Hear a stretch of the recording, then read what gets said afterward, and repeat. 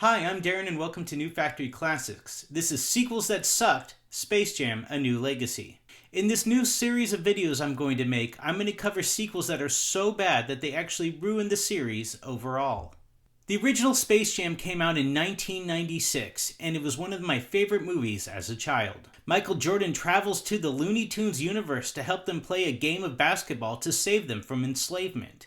The original movie was so inventive for its time, and it was enjoyable, and everyone seemed to actually like it, and even Michael Jordan seemed like he wanted to be there. It made an absolute truckload of money, so the idea of making a sequel to it was pretty obvious early on. So who would be the star athlete in the sequel? Michael Jordan had already retired 15 years earlier, and while there were earlier versions with both Tiger Woods and Tony Hawk, it just seemed to never pan out. Eventually, the obvious choice was LeBron James, this generation's version of Michael Jordan. While some may say he's better, others may say he's worse, either way he's definitely close to Michael Jordan. Though my argument for many years was LeBron had never helped the Toon Squad, so that was something Michael held over him. LeBron finally signed on to do the sequel to Space Jam 1 in 2014, nearly 18 years after the original released. I would argue that you should never wait more than 5 years between a movie and its sequel, and 18 is absolutely crazy. For some reason, it took them 5 years to write the plot for the second movie. Why it would take you 5 years to write a plot of a movie where a guy is going to travel to Looney Tunes universe and help them play basketball against enslavers, I'll never know. You pretty much could have just changed the names in the first one and probably printed enough money to make a profit. But finally, in 2019, they filmed the movie and began editing. Unfortunately, COVID came up, so then they shelved it for another 2 years. So finally, Space Jam: A New Legacy came out, and it sucked.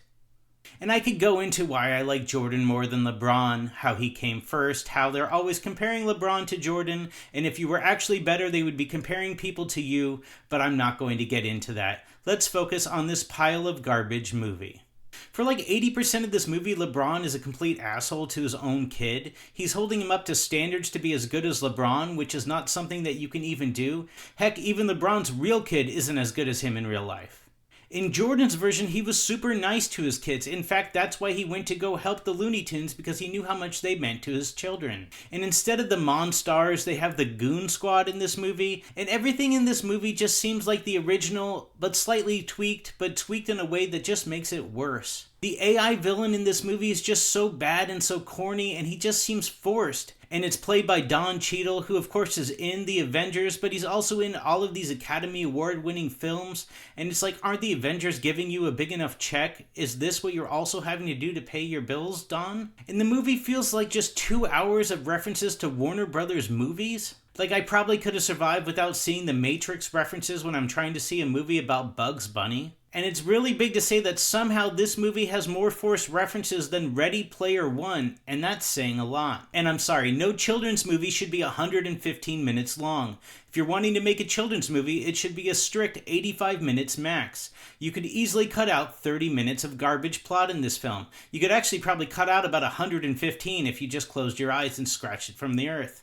And as this movie bores on, and you can just see that LeBron James regretted signing the contract to make it in the first place. I'm pretty sure that's why they waited 5 years to film it, because he kept being too busy to make it.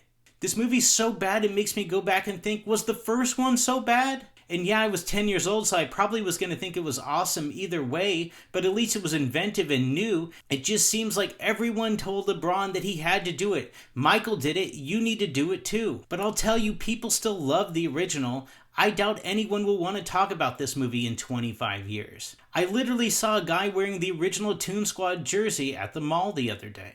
No one liked this movie. LeBron hated having to make it, Don Cheadle was obviously there for a check, and the rest of the population collectively groaned when we waited 25 years for a sequel to Space Jam and you gave us this pile of crap. Space Jam: A New Legacy is so bad that it actually hurts the original movie that it shares a name with. And that's why Space Jam: A New Legacy is a sequel that sucked. If you know any sequels to movies that came out and they were so bad that they actually hurt the original series, let me know in the comments and maybe I'll make a video about it. Hey, thanks for watching my video. Please like, subscribe, and share. And while you're at it, leave a comment on my channel. I so desperately crave the acceptance of strangers online.